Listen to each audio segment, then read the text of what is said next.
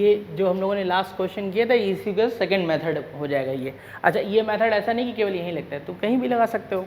अब ये मेथड का इस्तेमाल कहाँ है? मेनली इस्तेमाल ये है कि जैसे हमने कहा कि एक जिस चीज़ को मैक्सिमाइज मिनिमाइज करना है वो सिंगल वेरिएबल में होना चाहिए, और अगर वो सिंगल वेरिएबल में नहीं है तो क्वेश्चन में कंडीशन दी जाती है, उस कंडीशन की हेल्प से उसको किस में बदलते हैं? Single variable. अगर क्वेश्चन में कंडीशन नहीं है तो हम ज्योमेट्री की हेल्प से निकालते हैं, जैसे इस क्वेश्चन में निकाला था। तीसरा ये है कि हम लोग ज्योमेट्री से कुछ निकाल ही नहीं पा रहे हैं, तो कैसे काम करेंगे? इस क्वेश्चन ने हमें दिया है सिर्फ स्फेयर का रेडियस,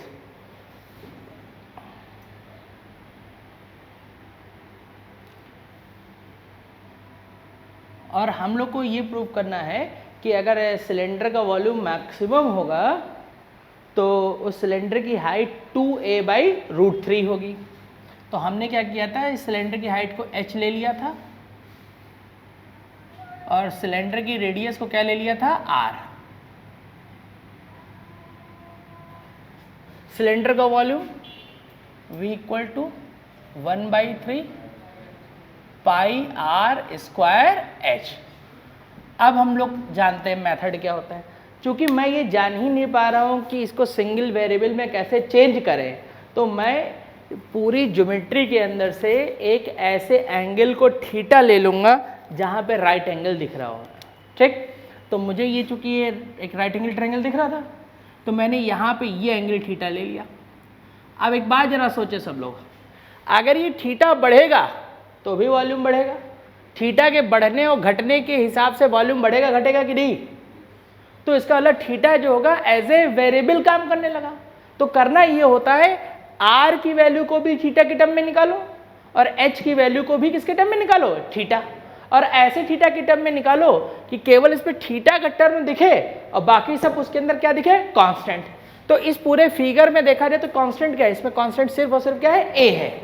तो मैं क्या करूंगा, आर की वैल्यू थीटा और ए में एक रिलेशन निकालूंगा, दूसरा रिलेशन निकालूंगा एच थीटा और ए में। ये सबसे बढ़िया मेथड होता है जब तुम्हें कुछ नहीं समझ में आता है। इससे कैलकुलेशन थोड़ी बहुत हो सकता है बड़ी हो, लेकिन क्वेश्चन सॉल्व होगा इसकी गारंटी 100% है। तो यहां से h और इसमें देखते थे, तो साइन थीटा = ये आ गया, यानी h का वैल्यू कितना आ गया? 2a साइन थीटा, और कॉस थीटा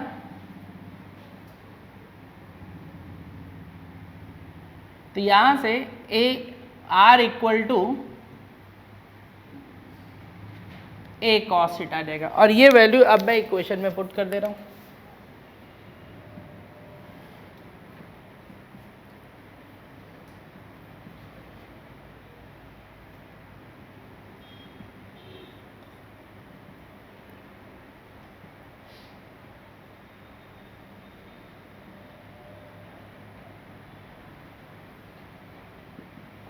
ये आ गया, और दो फंक्शन यहां मल्टीप्लाई में है तो इसका डिफरेंशिएशन कैसे होगा? प्रोडक्ट रूल लगा दिया जाएगा। तो dv/d θ = 2a³ π/3 और cos स्क्वायर थीटा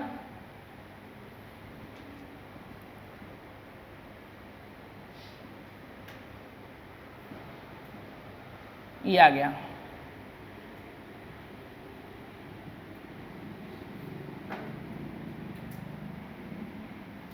और यहाँ से अगर हम लोग ब्रैकेट से देखना चाहें तो एक cos थीटा कॉमन हो जाएगा, अंदर बचेगा cos square theta -2 sign square theta. अब एक काम कर लेते हैं, इसको सब एक ही टर्म में चेंज कर लेते हैं। तो यहाँ से देखो 2 साइन स्क्वायर थीटा लिखा है, इसको sign square theta minus sine square theta लिख सकते हैं कि नहीं लिख सकते हैं?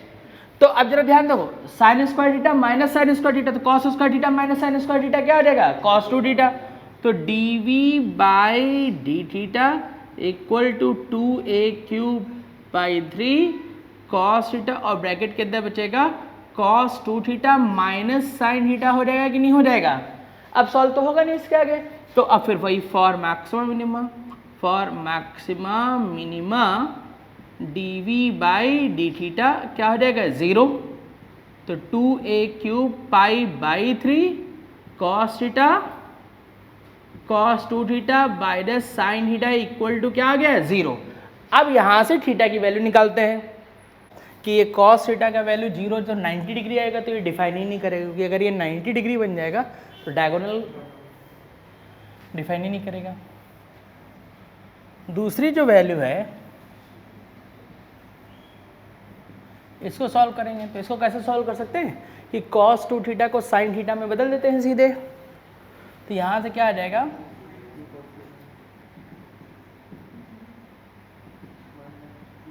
तो माइनस साइन से मल्टीप्लाई हो जाएगा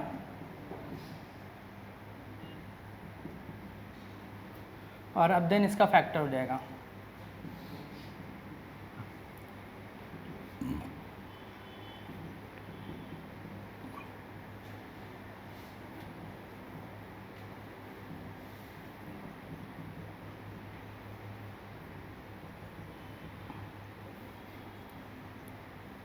तो एक साइन थीटा प्लस 1 और 2 sine theta minus 1 equal to 0 आ जाएगा। अब यहाँ से जब देखेंगे तो साइन थीटा इक्वल टू -1, यानी ये एंगल कैसा हो गया ऑब्ट्यूज, तो ऑब्ट्यूज एंगल भी इस फिगर के लिए डिफाइन, तो इसलिए ये भी हट जाएगा। तो बचेगा सिर्फ क्या,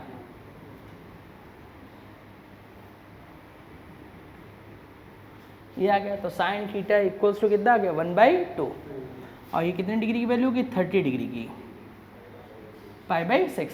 और अब हम देख लेंगे π/6 पे मैक्सिमम है कि नहीं। तो यहाँ पे सेकंड डिफरेंशिएशन इसका निकाल दिया जाएगा। तो सेकंड डेरिवेटिव ये 2a³ भाई, ये अब एक सिंगल वैल्यू बची है तो इसका मतलब आंसर तो इसी से आएगा। लेकिन मेरा काम क्या है कि अभी इस वैल्यू से ये थोड़ी तुमको पता लग गया है कि मैक्सिमम है, मैक्सिमम होगा तब ये होगा।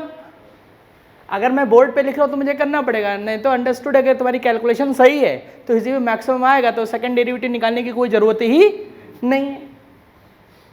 और यहाँ से फिर प्रोडक्ट रूल लग जाएगा, ये फर्स्ट हो जाएगा और ये क्या बन जाएगा सेकंड।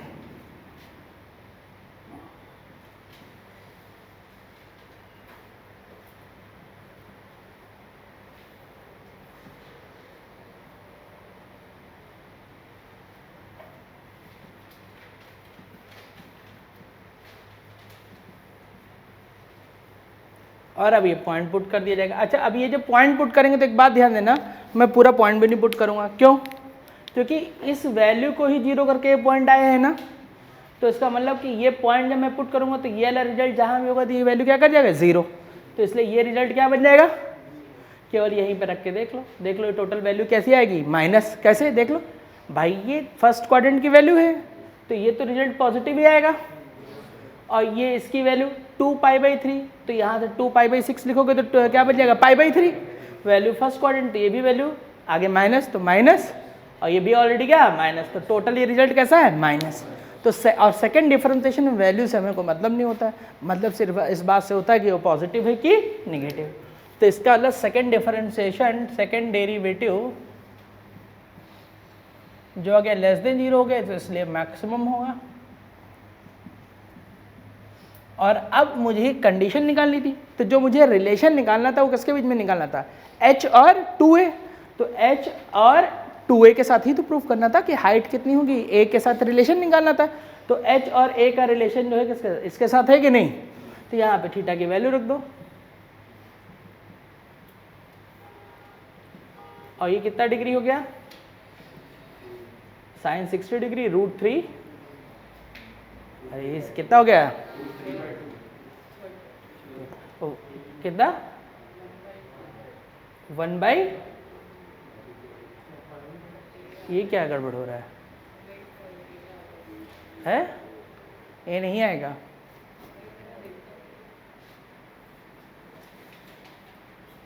h साइन थीटा बराबर cos थीटा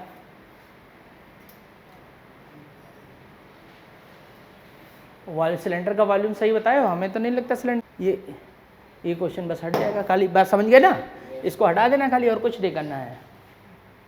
नेक्स्ट, अब देखो अभी तक जो हम लोग क्वेश्चन कर रहे थे उसमें क्या था कि अगर हमें किसी का भी मैक्सिमम मिनिमम निकालना है तो अगर मोर देन 1 वेरिएबल है तो क्वेश्चन में गिवन कंडीशन की हेल्प से उसको सिंगल वेरिएबल में बदल देते थे।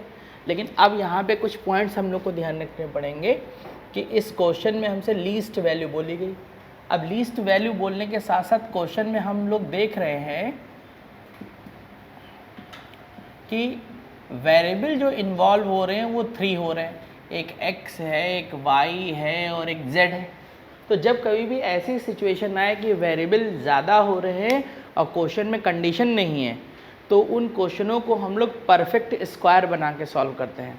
परफेक्ट स्क्वायर का मतलब क्या, पहले x वाले टर्म को एक साथ कर लिया जाएगा, y वाले टर्म्स को एक साथ कर लेते हैं और फिर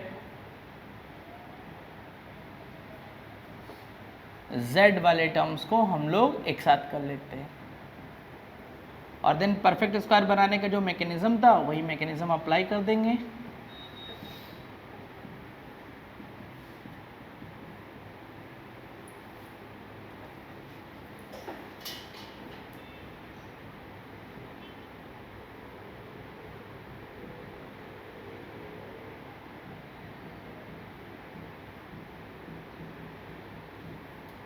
और अब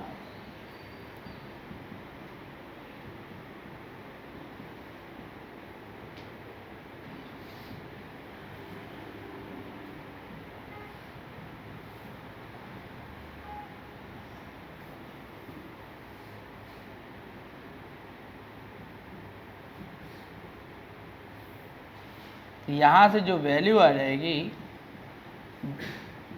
जितने भी स्क्वायर वाले टर्म्स हैं उनको हम लोग एक साथ कर दे रहे हैं और कांस्टेंट नंबर को एक साथ कर देते हैं। अब कांस्टेंट नंबर एक यहाँ से क्या मिल रहा है हम लोग को, -1, यहाँ इसके साथ देखेंगे तो क्या -9, यहाँ से -3 + 14। और अब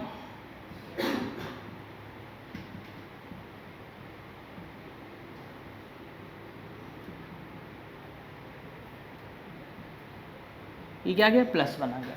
और जब एक्सप्रेशन परफेक्ट स्क्वायर बन जाएगा तो परफेक्ट स्क्वायर बन जाने के बाद हम एनालिसिस करेंगे। एनालिसिस क्या करते हैं, ये होल ऑफ स्क्वायर है, होल ऑफ स्क्वायर होने की वजह से इसका रिजल्ट हमेशा पॉजिटिव होगा या बहुत ज़्यादा हो सकता है, तो क्या हो सकता है 0। सिमिलरली होल ऑफ स्क्वायर तो अगेन ये पॉजिटिव होगा, बहुत ज़्यादा हो सकता है, तो क्या हो सकता है 0। अगेन ये पॉजिटिव है और होल ऑफ स्क्वायर पॉजिटिव और साथ में मिनिमम वैल्यू बहुत ज़्यादा हो सकती है, तो क्या होगी 0 ही होगी। तो यानी कुल मिला के अगर मैं बोलना चाहूँ तो इस एक्सप्रेशन की लीस्ट वैल्यू क्या बचेगी, अगर ये सारे एक्सप्रेशन 0 हो जाएंगे तो फाइनली ये वैल्यू क्या आएगी 1 विद साइन बोलेंगे। +1 है, माइनस है तो माइनस के साथ बोलेंगे। तो यानी कि हमने क्या सीखा कि अगर फंक्शन में मोर देन 1 वेरिएबल है तो मैं उसको क्या बना दूंगा, परफेक्ट स्क्वायर। और परफेक्ट स्क्वायर बनाने के बाद हम ये ध्यान रखेंगे ये वैल्यू हमेशा परफेक्ट स्क्वायर बन गया तो वो वैल्यू हमेशा क्या होगी, पॉजिटिव, या बहुत ज़्यादा होगी तो वो क्या हो सकती है 0। तो उसका मतलब लास्ट में जो कांस्टेंट नंबर बचा वो एक्सप्रेशन की क्या कहलाएगा, मिनिमम वैल्यू। इसको नोट कर लेंगे। फिर नेक्स्ट क्वेश्चन। तो नेक्स्ट क्वेश्चन में हमें फिर से इस एक्सप्रेशन की क्या निकालनी, लीस्ट वैल्यू।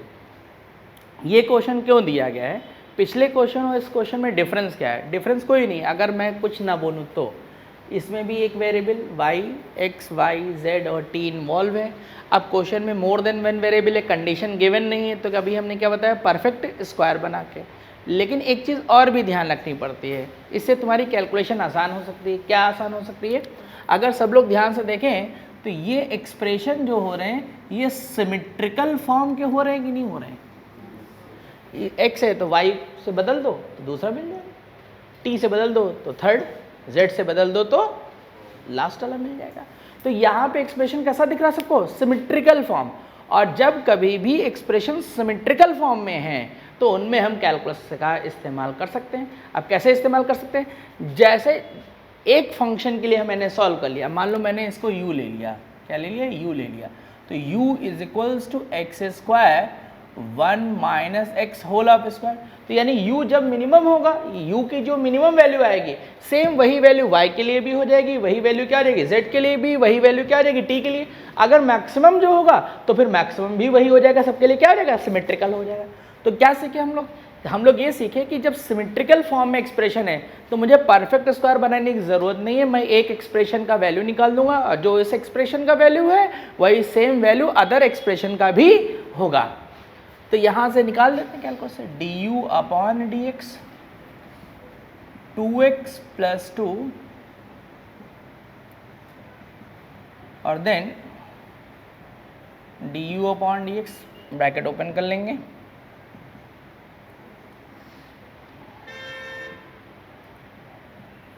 तो 4x माइनस 2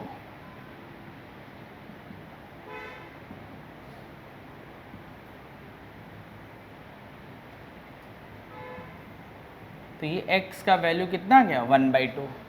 और अब सेकेंड डिफरेंशिएशन, तो जब जैसे ही सेकेंड डिफरेंशिएशन देखेंगे तो सेकेंड डिफरेंशिएशन इसका क्या आ जाएगा 4। और हम लोग को ध्यान है कि अगर सेकेंड डिफरेंशिएशन कांस्टेंट नंबर आ जाता है तो वो कांस्टेंट वैल्यू ही क्या रिप्रेजेंट करती है, एट द पॉइंट वैल्यू।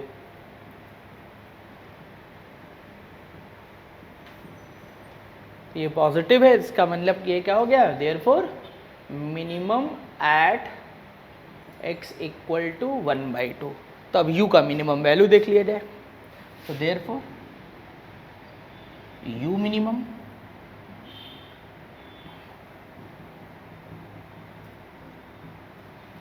तो ये 1/4 प्लस 1/4, तो फाइनली इसको सॉल्व करेंगे तो क्या आ गया 1/2। तो यानी एक एक्सप्रेशन की मिनिमम वैल्यू क्या आई 1/2, तो सिमिलरली अदर की भी 1/2, थर्ड की भी 1/2, फोर्थ की भी 1/2।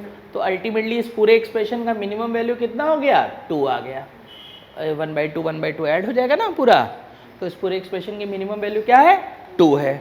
नोट कर लेते हैं फिर नेक्स्ट क्वेश्चन। नेक्स्ट क्वेश्चन में देखो ये कर्व दिए गए हैं। कर्व सबसे पहले एक बार आइडेंटिफाई कर लेंगे। क्वेश्चन पे देखो क्या कहा जा रहा है, locate the point on the curve whose distance from origin is maximum. यानी इस कर्व के ऊपर एक पॉइंट बताना है जिसका ओरिजिन से डिस्टेंस क्या है मैक्सिमम।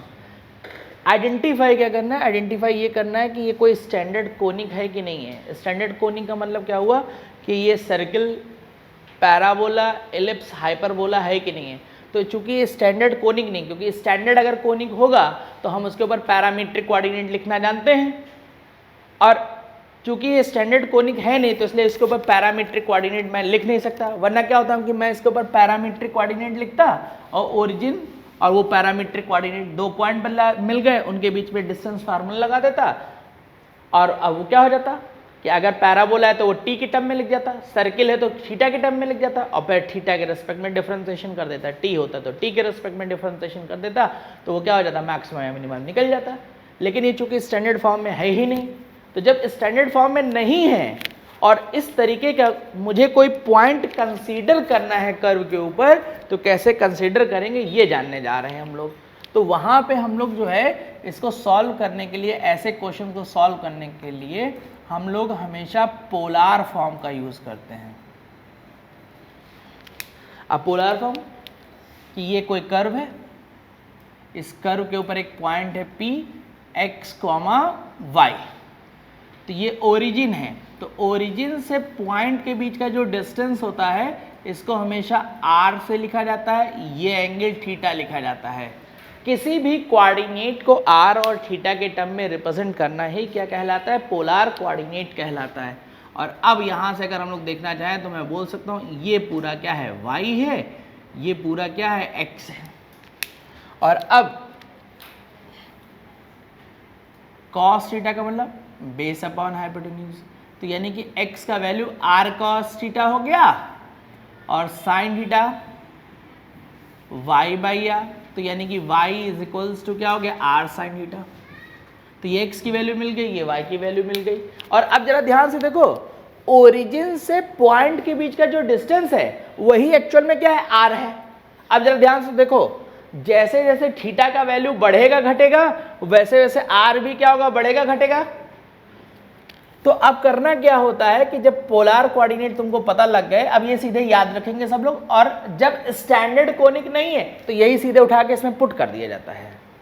और अब इसको मैं इसमें पुट कर देता हूँ कर्व की इक्वेशन में, तो 5x की जगह क्या हो गया r cos theta whole of square minus 8x की जगह r cos थीटा, y की जगह r sin थीटा प्लस 5। और अब r square cos square theta minus 8 r square sine theta cos theta plus 5 r square sine square theta equal to 4। इन दोनों को मैं एक साथ कर लूँगा।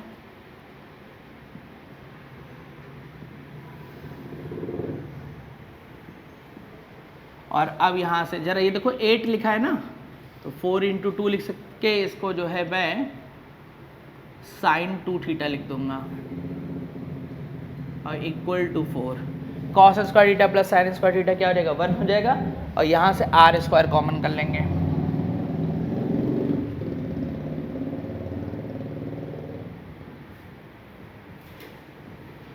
और अब then r square equal to 4 upon 5 minus 4 sine 2 theta. अब यहाँ पे क्वेश्चन सॉल्व करने के दो तरीके हैं। क्या आर ही को तो मैक्सिमाइज करना है हम लोग को, तो इसका मतलब क्या, इसको मैं सीधे यू ले लेता हूँ।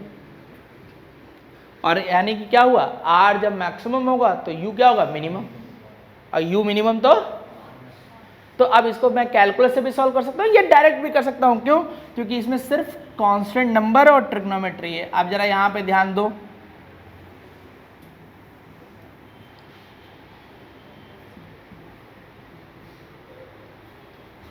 तो यानी कि u हम लोग को कैसी जरूरत है,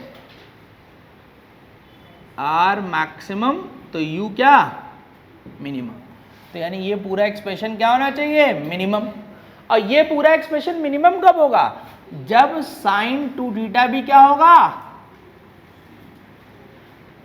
आगे कैसा साइन लगा हुआ माइनस, अगर यहाँ प्लस होता तो ये पूरा मिनिमम कब होता है, जब ये पूरी वैल्यू साइन 2 थीटा भी क्या होता मिनिमम। लेकिन यहाँ पे क्या लगा हुआ है माइनस, तो इस वजह से ये पूरा एक्सप्रेशन मिनिमम होगा कब, जब साइन 2 थीटा क्या होगा मैक्सिमम। और इसकी मैक्सिमम वैल्यू क्या होती है 1 होती है, तो ये इक्वल टू क्या आ गया 1। तो finally u equals to 5 minus 4 into 1, u का वैल्यू क्या आ गया 1 आ गया। और अब यहाँ पे वैल्यू पुट कर देते हैं।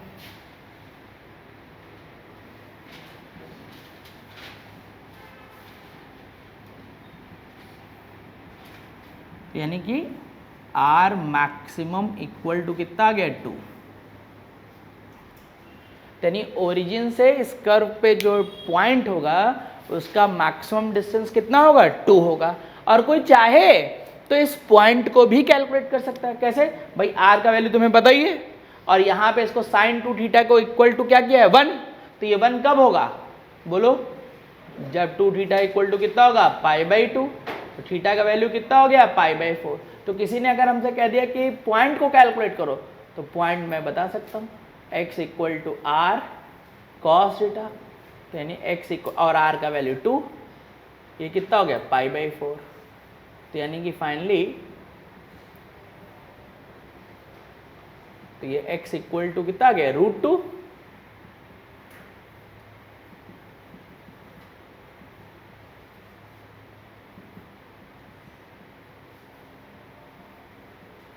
तो यहां से भी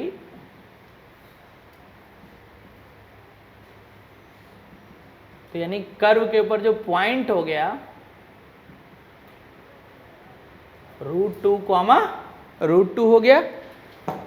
लेकिन कोई पॉइंट बोलता है, तो अगर यहीं पे चाहता तो मैं बोल देता कि वो पॉइंट बताओ जिससे ओरिजिन से इसकी डिस्टेंस मिनिमम है, तो क्या करते, तो इसका मिनिमम कब होता, तो जब r मिनिमम होता तो u क्या होता मैक्सिमम, और u मैक्सिमम तो इसका साइन 2 थीटा क्या मिनिमम वैल्यू रख के निकाली जा सकती थी कि नहीं निकाली जा सकती थी। तो ये चीज़ हम लोग को ध्यान रखनी है, जब स्टैंडर्ड कोनिक नहीं है और उसके ऊपर कोई पॉइंट लेना है तो पोलर फॉर्म से इस क्वेश्चन को सॉल्व किया जाता है। तो ये तो हुई हमारी वर्ड्स प्रॉब्लम के बारे में पूरी बात, नोट कर लेंगे।